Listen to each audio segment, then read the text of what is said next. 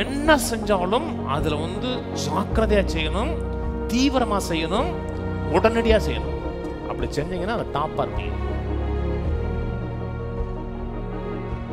நீங்கள் அசதியாயிராமல் வாக்குத்தத்தமான ஆசீர்வாதங்களை விசுவாசத்தினாலும் நீடிய பொறுமையினாலும் சுதந்திரித்துக் கொள்ளுவர்களை பின்பற்றுவர்களாயிருந்து உங்களுக்கு நம்பிக்கையின் பூர்ண நிச்சயம் உண்டாகும்படி நீங்கள் யாவரும் முடிவு வரைந்தும் அப்படியே ஜாக்கிரதை காமிக்க வேண்டும் என்று ஆசையா இருக்கிறோம். இன்னொரு காரியத்தை பேசுறேன். நீடிய விசுவாசம், நீடிய பொறுமை, இன்னொரு காரியம் ஜாக்கிரதை. டெலிஜென்ஸுங்கிற வார்த்தை யூஸ் பண்றாரு. இந்த டெலிஜென்ஸுக்கு பயன்படுத்தக்கூடிய நிறைய வார்த்தை போடுப்பா. டெலிஜென்ஸ்னா என்ன, ஜாக்கிரதைனா என்ன, சில வார்த்தைகள் யூஸ் பண்றாங்க. டெலிஜென்ஸுக்கு ஒரு வார்த்தை பேஷனேட். பேஷனேட்னா தீராத ஆசை உள்ள ஆளா இருக்கிறது. ஆசை இல்ல, தீராத ஆசை, அதிகாத ஆசைங்கிறாங்க பார்த்தீங்களா. ஆசை அப்படி எரிஞ்சுக்கிட்டே இருக்கு, அப்படி இருக்கிறது. புரியுதாங்க? பொரோட்டா சாப்பிடணும்னு ஆசை வந்துச்சு, என்ன வருது? ஆசை வந்துச்சுன்னா வண்டி போகணும், அந்த ஆசை தீர்ற வர போய்.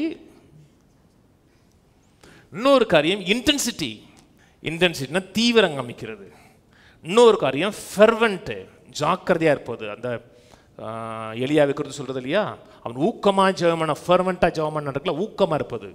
ஸ்பீடிலி, ஏர்னஸ்ட்லி, இதெல்லாம் அந்த ஜாக்கிரதையுடைய அர்த்தம். ரோமத்திருப்போம், ரோமர் 12:11. அசதியாயிராமல் ஜாக்கிரதையாயிருங்கள், ஆவியிலே அனலாயிருங்கள், கர்த்தருக்கு ஊழியஞ்செய்யுங்கள். அசதியாயிராமல் ஜாக்கிரதையாயிருங்கள். ஜாக்கிரதையாருங்கள் இருக்கு பார்த்தீங்களா, அது கேஜேவியில் இன்னொரு வார்த்தை யூஸ் பண்ணுறாங்க. Not slothful in business. அந்த ஜாக்கிரதையாருங்கிற வார்த்தைக்கு பிஸ்னஸில் சோம்பேறியா இராத.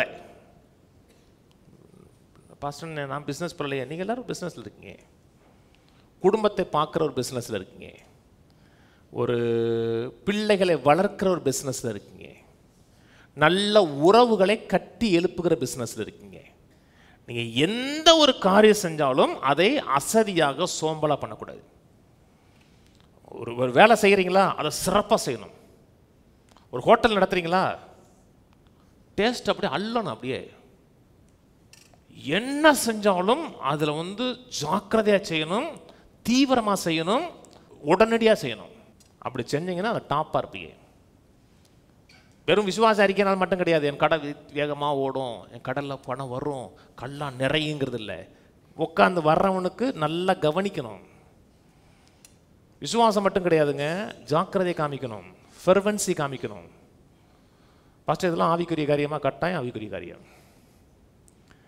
நீங்கள் ஆவியில் அனலாக இருந்தீங்கன்னா, அதனால தான் ஆவியில் அனலாக இருங்கன்னு இருக்கு. நீங்கள் ஆவியில் அனலாக இருந்தீங்கன்னா வெளியே சோம்பேறியாக இருக்க மாட்டீங்க. சில வீட்டில் பாருங்கள், வீடே குப்பை மேடாக இருக்கும். இங்கே உறிஞ்சி போட்ட கைலி கிடைக்கும், அங்கே துண்டு கிடக்கும், அங்கே அது கிடக்கும், இது கிடக்கும். அப்படி எது அவசரத்தில் போட்டு வந்தால் பரவாயில்ல, அந்த வீடு எப்போவுமே அப்படித்தான் இருக்கும். அப்படின்னா நீங்கள் சோம்பேறின்னு அர்த்தம். பர்சன் திட்டுறீங்களா, ஆனால் உங்கள் பேர் சொல்லவே இல்லை. நீங்கள் உள்ள டெலிஜென்சி இல்லைன்னு அர்த்தம். இல்லை, அதுக்கு கட்டாயம் சம்மந்தம் இருக்குது. அப்போஸ்தலனாகிய பவுல் சொன்னார், மற்ற எல்லாரை பார்க்கலும் அதிகமாக பிரயாசப்படுறேன். ஒரு மனிதன் ஸ்பிரிச்சுவலாக இருக்கான்னா அவனோட ஆக்ஷன் கட்டாயம் வெளியே தீவிரமாக இருக்கும், ஜாக்கிரதையாக இருக்கும், சோம்பலாக இருக்காது. அவங்க பார்த்துக்குவாங்க, இவங்க பார்த்துக்குவானா, அதான் சோம்பேறித்தனம். என்ன சொல்கிறோமோ அதை டிலிஜென்ஸியாக செஞ்சோம்னா அது நம்ம ஜாக்கிரதையாக இருக்குன்னு அர்த்தம், கண்ணுங்க அர்த்தமாக இருக்குன்னு அர்த்தம். இதெல்லாம் விசுவாசத்தோடு இணைந்து வரக்கூடிய குணாதிசயங்களுங்க. விசுவாசத்தில் இருக்குன்னு சொல்லி சோம்பேறியாக வர்றது கிடையாது.